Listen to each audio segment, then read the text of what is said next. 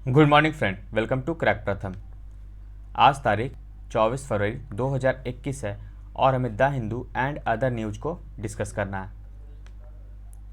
आज का जो हमारा टॉपिक्स है, पहला है एशियन इंफ्रास्ट्रक्चर इन्वेस्टमेंट बैंक के बारे में, दूसरा पगड़ी संभाल दिवस मूवमेंट्स के बारे में, तीसरा मोटेरा क्रिकेट स्टेडियम के बारे में, चौथा अंडर सी टनल्स के बारे में, पांचवा जो है एक्सप्लोसिव के बारे में जानेंगे, और इसके बाद UNHRC, फेसबुक और छोटा सा न्यूज है सोलर गीगावाट क्लब, और लास्ट में हम लोग देखेंगे क्वेश्चन सेशंस को।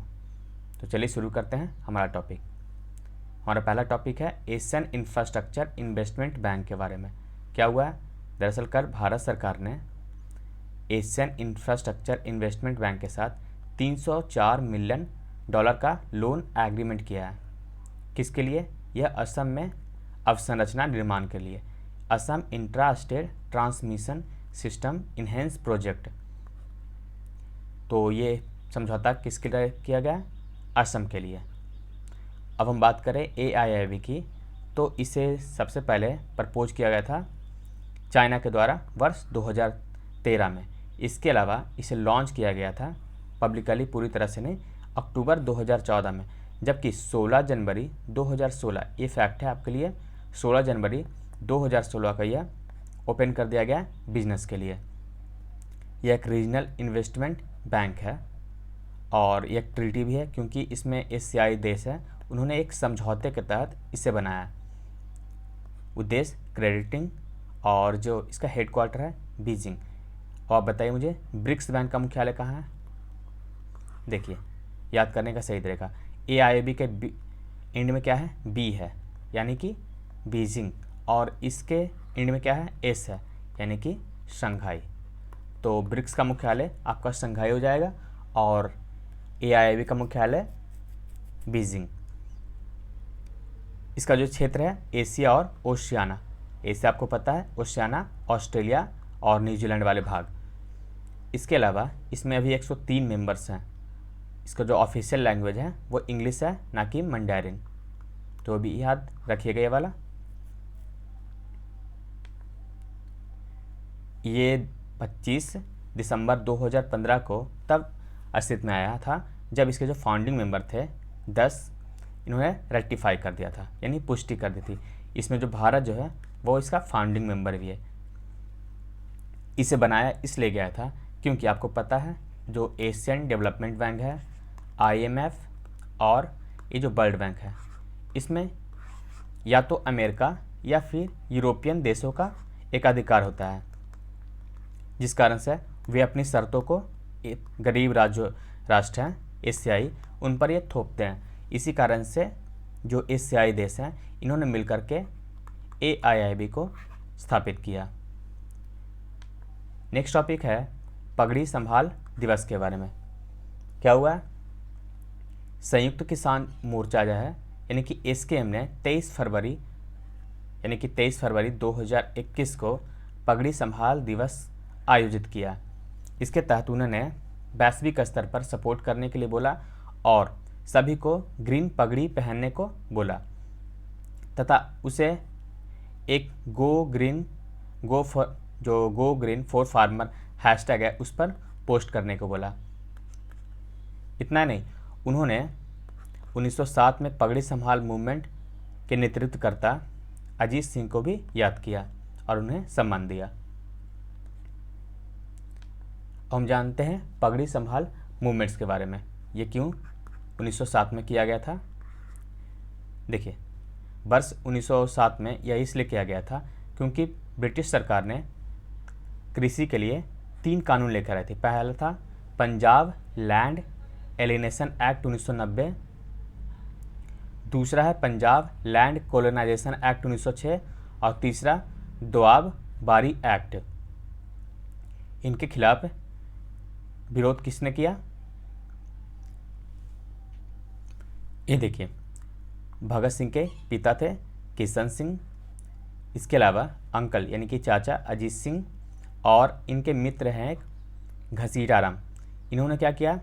एक भारत माता सोसाइटी की स्थापना की ताकि लोगों को मोबिलाइज किया जा सके इस कानून के खिलाफ। इस कानून में यह प्रावधान था कि जो किसान हैं उनको ऑनरशिप से हटा करके कॉन्ट्रैक्टर बना दिया गया था, यानी कि उनकी जो भूमि थी उन पर अब इनका अधिकार ना होकर किनका था, ब्रिटिश गवर्नमेंट का। इसके अलावा इतना इसमें कानून में कड़ा प्रावधान था कि ये किसान अपने जो खेत है इसमें वृक्ष को भी नहीं छू सकते थे विदाउट परमिशन। ये जो आंदोलन चलाया गया था पगड़ी संभाल जट्टा, यह सक्सेसफुल भी हुआ था क्योंकि ये जो विरोध काफ़ी आगे बढ़ा था। इस कारण से भारत ये जो ब्रिटिश सरकार ने है इस कानून को वापस ले लिया था। हम यहाँ पे आगे बढ़ते हैं। यहाँ पे ये जो भारत माता सोसाइटी थी, इन्होंने मोबिलाइज करने के लिए लाहौर में लोगों को इकट्ठा किया। इसके अलावा लियालपुर जो कि फैसलाबाद में पड़ता है पाकिस्तान, वहाँ पर किशन सिंह और घसीटा राम ने मिलकर के लोगों को कानून जो है कृषि कानून, उसमें जो खामियां थी उसके बारे में लोगों को बतलाया। इसके अलावा एक और फैक्ट है, इसे आप याद रखिएगा। अजीत सिंह के द्वारा कांग्रेस जो उसमें बहुत बड़े लीडर थे लाला लाजपत राय को इसमें कहाँ पे, लियालपुर में 3 मार्च 1907 को आंदोलन को आगे बढ़ाने के लिए भी बुलाया। शुरुआत में जो थे लाला लाजपत राय इसमें शामिल नहीं होना चाहते थे क्योंकि उन्हें लगता था कि ये जो मूवमेंट है वो सिर्फ किसानों तक सीमित नहीं है बल्कि यह पूरे ब्रिटिश गवर्नमेंट के खिलाफ है। इस कारण से वो शुरुआत में इसमें शामिल नहीं होना चाहते थे। इसमें वायलेंस आगे बढ़ता है, क्यों? क्योंकि अजीत सिंह जो थे यानी कि इसके जो नेतृत्व करता, उनके खिलाफ सेडिशन एक्ट लागू किया जाता है। इसके बाद धीरे धीरे जो इसके खिलाफ है राइट आगे बढ़ते हैं, यानी कि जो दंगे बढ़ते हैं कहाँ कहाँ, रावलपिंडी, गुजरांवाला, लाहौर आदि में। इसके बाद ब्रिटिश पर्सन को भी मारा गया, चर्च को जला दिया गया, टेलीग्राफ लाइन को काट दिया गया, मुल्तान डिवीज़न रेलवे के वर्कर ने कहाँ स्ट्राइक कर दिए, आदि घटनाएं घटने लगी। जिस कारण से ये जो ब्रिटिश सरकार थी इन्होंने क्या किया, ये तीनों लॉ जो थे बनाए गए उसे वापस ले लिया और इस कानून को कैंसिल कर दिया।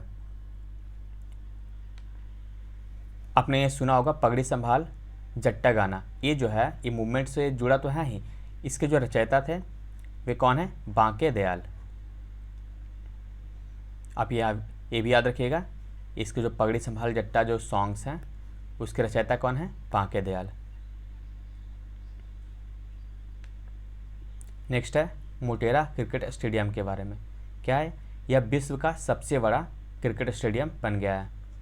कहाँ पे है, ये गुजरात में। और इसमें जो पहला मैच खेला जा रहा है वो इंडिया और इंग्लैंड के बीच टेस्ट मैच खेला जा रहा है। ये भी आपके लिए फैक्ट होगा और ये भी लार्जेस्ट तो है ही। आप देख सकते हैं पिछले वर्ष जब डोनाल्ड ट्रंप और पीएम मोदी एक साथ यहाँ पर एक सम्मेलन आयोजित कर रहे थे। इसके जो स्लाइड्स हैं वो इंडियन एक्सप्रेस से लिया गया है। इसमें आप देख सकते हैं पार्किंग्स वगैरह, ये सब हमारे लिए फैक्ट नहीं, बस एक जानकारी है। आप देख सकते हैं तुलना करके मोटेरा कितना बड़ा है, चिन्ना स्वामी जो है, इसके अलावा पी चिदम्बरम जो है, एम ए चिदम्बरम और वानखेड़े, इस प्रकार से आप साइज से देख सकते हैं। इसमें जो कैपेसिटी है 1,10,000 लोगों को बैठाने की, लेकिन अभी कोविड-19 के कारण इसमें अभी 55,000 ही बैठ सके क्योंकि प्रोटोकॉल्स हैं उसे फॉलो करना होता है। नेक्स्ट है अंडर सी टनल्स के बारे में। ये देखिए वर्ष 2023 तक मुंबई में एक अंडर सी टनल्स को बनाया जा रहा है, यानी कि इसे वर्ष 2023 में शुरू कर दिया जाएगा। जो समुद्र के अंदर सुरंग बनाया जा रहा है वह मुंबई कोस्टल रोड प्रोजेक्ट का हिस्सा होगा। इस प्रोजेक्ट का टोटल लंबाई कितना है, 10.58 किलोमीटर, जिसमें जो सुरंग की लंबाई होगी 2.7 किलोमीटर होगा। और इन 2.7 किलोमीटर में जो कुछ किलोमीटर होंगे वो क्या होगा, सी के अंदर होगा, यानी कि समुद्र के अंदर होगा। तो ये पूरा आप याद मत रखिएगा कि 10.58 किलोमीटर, बल्कि इसके कुछ हिस्से जो हैं वो समुद्र के अंदर होंगे। बांद्रा वर्ली के बीच में ये जोड़ा जाएगा ये जो टनल होगा ये तो भारत का पहला है। इसके अलावा जो मुंबई का अंडर सी टनल है वो समुद्र सतह से 20 मीटर नीचे होगा। कितना? 20 मीटर। जबकि जापान के सैकान टनल को देखें तो वह 100 मीटर अंदर होगा। इसके अलावा मुंबई का जो टनल है वो काफ़ी दूर नहीं होगा, 4 से 5 मीटर, उससे ज़्यादा नहीं। जबकि इस आप देख सकते हैं 100 मीटर्स पे है। नेक्स्ट टॉपिक है first audio clip from red planet. दरअसल जो परसेवरेंस रोवर है किसके द्वारा? नासा के द्वारा भेजा गया था। इसने मंगल ग्रह पर ऑडियो को रिकॉर्ड किया है, यानी यहाँ की आवाज़ को रिकॉर्ड किया गया है। ये बहुत बड़ी बात है आपके साइंस एंड टेक्नोलॉजी के लिए भी और फिजिक्स के लिए। ये काफ़ी बड़ी बात है। क्यों? क्योंकि ये देखिए मंगल ग्रह का जो है टेम्परेचर है कितना? -63 डिग्री सेल्सियस, जो औसत तापमान होता है -63 डिग्री सेल्सियस, जिस कारण से ये जो है साउंड को रिड्यूस कर देता है, यानी उसके स्पीड को क्या करता है? कम कर देता है। इसके अलावा यहाँ की जो डेंसिटी है वो भी वहाँ के वॉल्यूम और कार्बन डाइऑक्साइड को क्या करती है? वो सप्रेस कर दी है, यानी कि कम कर देती है। यानी कि यहाँ पर वही आवाज़ को मतलब जो है रिकॉर्ड किया जा सकता है या फिर ऑब्जर्व किया जा सकता है जो एक सीमा से अधिक तेज हो, मतलब वो जो स्पीड हो काफ़ी अधिक हो। यानी कि छोटे छोटे आवाज़ तो वहाँ पर ऑब्जर्व भी नहीं किए जा सकते हैं, लेकिन ये जो प्रिजर्वेंस है इसमें यह इसे रिकॉर्ड किया गया है। तो यह बहुत बड़ी बात है क्योंकि वहाँ के जो वातावरण है, टेम्परेचर और डेंसिटी, वो आवाज़ को आगे बढ़ने ही नहीं देते हैं। नेक्स्ट टॉपिक है एक्सप्लोसिव हुआ है कहाँ पे? कर्नाटक के चिकबल्लापुर में। तो इसे एक न्यूज़ के रूप में देखिए। दरअसल हुआ क्या है, यहाँ पर अवैध तरीके से जिलेटिन को जमा किया जा रहा था, लेकिन जैसे ही पुलिस रेड करने गई तो इन्होंने वहाँ जिलेटिन को जलाने की कोशिश की, जिस कारण से उसमें ब्लास्ट हुआ और 6 लोगों की मौत हो गई। सरकार ने CID प्रूफ के लिए जारी कर दिया गया, मतलब वहाँ जांच करने के लिए। ये जो जिलेटिन है ये देखिए पाउडर, इसे फ्लेवर्स के रूप में आदि वगैरह में मिलाए जाते हैं। आपने चॉकलेट्स और जेली वगैरह देखा होगा, इसमें भी इसका यूज किया जाता है। नेक्स्ट टॉपिक है United nation human right councils के बारे में। तो ये जो है कल विदेश मंत्री एस जयशंकर के द्वारा बोला गया कि जो टेररिज्म है यह मानवता के विरुद्ध एक अपराध है। तो इस टर्म को आप यूज कर सकते हैं, terrorism is a crime against humanity. अपने आंसर राइटिंग में यूज कर सकते हैं कोटिंग के साथ। हम बात करें UNHRC को, तो इसे स्थापित किया गया था 15 मार्च 2006 को। इसके जो प्रेसिडेंट है नजत समीन है और इसका मुख्यालय कहाँ है? जेनेवा, स्विट्जरलैंड में।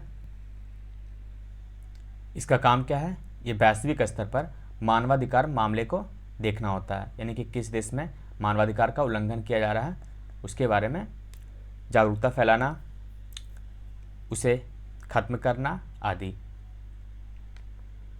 नेक्स्ट है फेसबुक के बारे में। हमने इससे पहले पढ़ा था कि फेसबुक ने ऑस्ट्रेलिया में क्या किया है? न्यूज़ कंटेंट को देना बंद कर दिया। क्यों?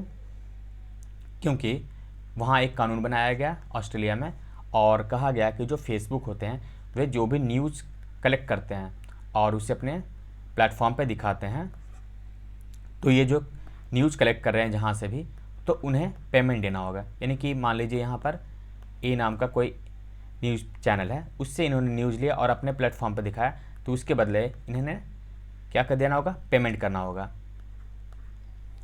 लेकिन अब जो है उसे समाप्त कर दिया गया और ऑस्ट्रेलिया सरकार ने कहा है कि मतलब जो ऑस्ट्रेलिया और फेसबुक के बीच में क्या हुआ है? एक समझौता हुआ है, जिस कारण ये जो है अब समाप्त हो गया। यानी कि अब ये न्यूज़ कंटेंट दे सकती है। इसमें जो समझौता हुआ है उसमें यह शामिल है कि फेसबुक जो भी न्यूज़ कलेक्ट करेगी उसके लिए वह पेमेंट देगी। इसके अलावा वह न्यूज़ जहाँ से कलेक्ट करी है उससे वो एग्रीमेंट भी करेगी।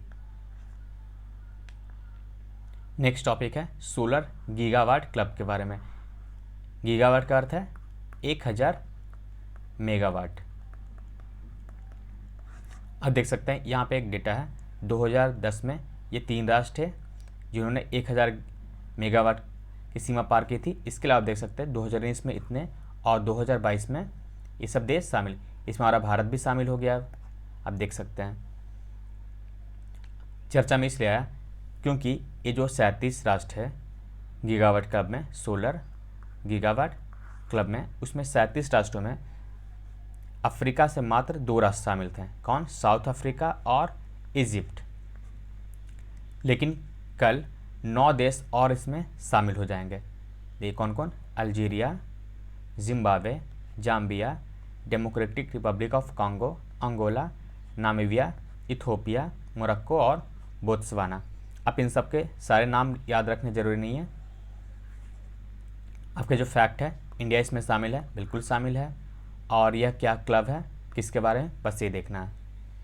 हाँ, इनकी लोकेशन आप देख लीजिएगा। फैक्ट उतना कि कौन कौन शामिल है, 37 और +9, क्या मतलब इतना याद रखना। तो आप बस ये याद रखिएगा इसके लोकेशंस को। हम अपने क्वेश्चन सेशंस पे आते हैं। हमारा पहला प्रश्न है, एशियन इंफ्रास्ट्रक्चर इन्वेस्टमेंट बैंक के संदर्भ में निम्नलिखित कथनों पर ध्यान दें। पहला, इसकी स्थापना वर्ष 2016 में की गई थी। दूसरा, इसका मुख्यालय शंघाई है।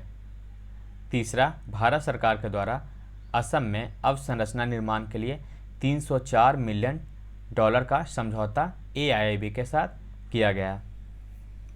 बताइए इसका उत्तर क्या होगा? केवल 1 सही, केवल 2 सही, केवल 1 और 3 सही, सभी सही। अभी मैंने बताया था आपको AIIB और ब्रिक्स बैंक का मुख्यालय कहाँ है, तो इसका कहाँ है? बीजिंग, और ये शंघाई। तो यह शंघाई होगा इसका? नहीं, 2 खत्म। एक तो अकेले होगा नहीं क्योंकि जो समझौता $304 वाला है यह सही है। तो हमारा उत्तर हो जाएगा C, 1 और 3। नेक्स्ट टॉपिक है, पगड़ी संभाल जट्टा गीत के रचयिता कौन है? A, Ajit Singh, B, Bhagat Singh, C, Banke Dayal, D, Ramprasad Bismil. हमने अभी बताया था आपको जब हमने पढ़ाया 1907 के मूवमेंट्स के बारे में। तो इसके रचयिता कौन है? बांके दयाल। नेक्स्ट टॉपिक है, भारत का प्रथम अंडर सी सुरंग किस राज्य में बनाया जा रहा है? अभी जस्ट पढ़ा, महाराष्ट्र। हाल ही में मंगल ग्रह पर किसके द्वारा वहां के वातावरण में उपस्थित आवाज को रिकॉर्ड किया गया? A, होप मिशन, ये किसका है? UAE का, इसके बारे में हमने पढ़ा था। B, तियानविन-1, ये चाइना का है। C, ये नासा यानी अमेरिका का। D, इनमें से कोई नहीं। अभी जस्ट हमने पढ़ा परसिवरेंस रोवर्स के द्वारा। ये जो रोवर है नासा के द्वारा भेजा गया कहाँ पे? मंगल ग्रह पर। हाल ही में किस राज्य में अवैध गतिविधि के कारण जिलेटिन के धमाके हुए हैं? कहाँ पे जिलेटिन के धमाके हुए हैं? अभी हमने पढ़ा कर्नाटक में। नेक्स्ट क्वेश्चन है कि संयुक्त राष्ट्र मानवाधिकार आयोग के संदर्भ में सही कथनों का चयन करें। इसकी स्थापना वर्ष 1945 में की गई थी। इसका मुख्यालय वियना है। बताइए कहाँ पे इसका मुख्यालय है? इनमें से कोई नहीं उत्तर होगा क्योंकि ये दोनों गलत है, क्योंकि इसकी स्थापना कब की गई थी? वर्ष 2006 में, और इसका मुख्यालय कहाँ है? जेनेवा में। तो इस वीडियो में इतना ही। हाँ, इसका आप स्लाइड का जो है PDF लेने के लिए आप टेलीग्राम से ले सकते हैं और अपना फीडबैक ज़रूर दीजिएगा। अगर आपको कुछ इसमें और भी चाहिए तो उसे भी आप ज़रूर बोलिए। तो thank you for watching crack प्रथम।